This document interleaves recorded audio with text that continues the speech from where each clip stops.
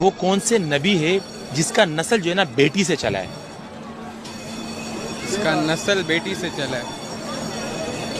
नस्ल जो है ना बाप से चलता है, बेटों से चलता है, लेकिन एक नबी है जिसका नस्ल बेटी से चला है। नस्ल बेटी से चला है। सिर्फ याद आ रहा है, सोच ले। सोचो, आसान है, बिल्कुल आसान है, इजी है, थोड़ा सोचो खाली। नबी है, नबी हज़रत मोहम्मद सल्लल्लाहु अलैहि वसल्लम। क्या कह रहे हो?